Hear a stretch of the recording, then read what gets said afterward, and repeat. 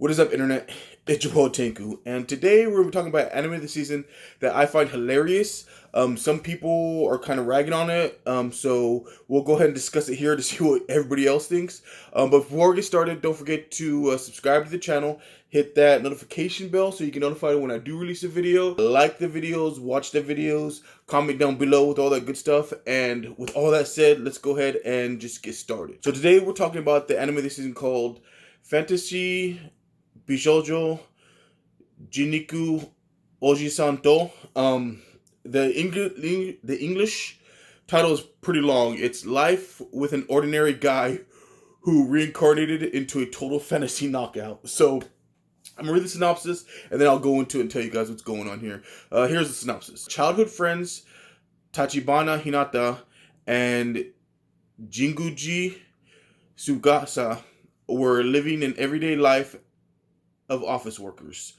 Then one day on the way home from a mixer, they were sent flying into another world by a mysterious being. Once there, Jinguji sees his best friend has been turned into a beautiful blonde-haired, blue-eyed girl. The adorableness of Tachibana's female form completely flummoxes, that's the word they use, Tachibana, but these two are each other's best friends. To keep their relationship from being destroyed, they must defeat the Demon Lord as quickly as possible and return to their original forms. Okay, so I know because it was translated from Japanese, so it's a little weird there. But basically, here's the gist of it. You have two best friends, right?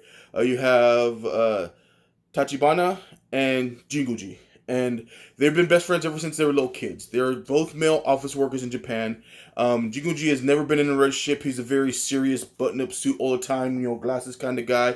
Always serious, always protecting Tachibana, who's had a series of relationships that weren't so great. But Tachibana wants to find love. He's always looking for girls, things like that. So one day they both go to a mixer and get smashed. Tachibana more than Jinguji. But on the way home, while Tachibana's on the verge of passing out in the street, he just says, I wish I was a cute girl. My life would be so much easier if I was that, blah, blah. And then bam, they both get transported to another world by the goddess of love and beauty.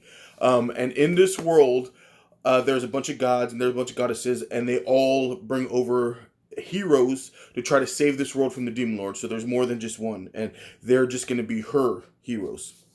Well, come to find out, she grants Tachibana's wish and turns him into a very cute, very petite, very kawaii girl. Blonde hair, blue eyes, very, Japanese style, what they find cute form. And Jinguji is just there in a suit and tie in his normal form. And so they're obviously both kind of peeved because, one, they didn't want to get summoned. And so they're arguing with the goddess back and forth, back and forth. And the goddess gets pissed at him, says, you gotta defeat the Demon Lord, I don't care. You know what? And since you don't appreciate the gifts I've given you, I'm cursing you both. So she curses them to fall in love with each other. And so they're two best friends. One got turned into a girl, and one's a very serious stand-up, never had a girlfriend type of guy that know each other, and he knows that he's a guy, and he knows he's a guy, right? But they start to fall in love with each other because of the goddess's curse, and they're trying to fight the feelings they have for each other so they can just defeat the Demon Lord, get home, and get Tachibana back his normal form. So that's the goal, right? So what you find out is that Tachibana has a special skill that can charm people. And so it works very well with Jinguji since he got cursed to fall in love with him, her, whatever his best friend was. And every time he gets charmed, he gets this little charmed symbol above his head so they know. And the only way that they could break it is their usual shenanigans that they do as friends. So it's very awesome. And so that interaction is great. And every time they go into a town or meet new people, everything like that, they instantly fall in love with Tachibana because that's the thing. They get charmed. And depending on their desires or what they're looking for or their wishes, their versions kind of love is depending on how they act towards Tachibana. So that aspect is very admirable, very hilarious. And of course, Jinguchi is always trying to protect Tachibana, and they have to travel together. And Tachibana is a pain in the ass. So we'll just put it that way. Well, come to find out that there are other heroes in this world too, and Hachibana's charms work on them as well, obviously. And you find out that each god or goddess was only supposed to summon one hero. So they're trying to figure out, like, why did we get two?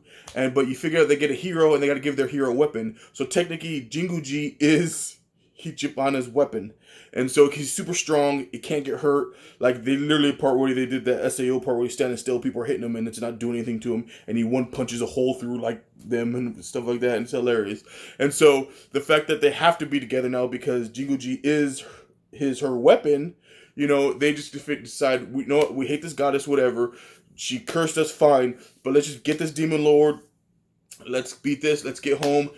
And so Tachibana can get his male form back, and we can be best friends forever, and blah blah. And it's very good. It's very endearing. They have flashbacks of when they were younger and why they're friends, because they're exact opposites, right? Polar opposites personality wise.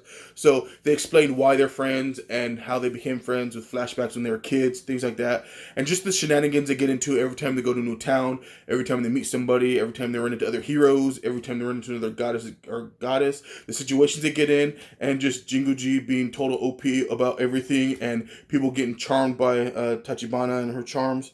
It's hilarious, just the situation. And the thing is, I see why people don't like it, because you kind of have to understand the way Japanese people perceive comedy in order to kind of get it a little bit. It's very different from, say, an American sense of humor. But because I've immersed myself in so much anime and I've absorbed so much anime and manga over the years, I get what they're going with, and I do find it funny. So I think it's funny. I think it's hilarious. I think it's worth a watch. You guys tell me what you think. You think I'm crazy? Do you guys like it? Do you think it's a bit overboard? Down in the comments down below. On the Twitter, Facebook, and Instagrams. Let me know, guys. And of course, if you like these type of videos, Editor Senpai will toss them up in the corner for you guys. And remember, if you can't trust a random fat guy you met on the internet, then who can you trust? And everybody have an awesome, awesome day.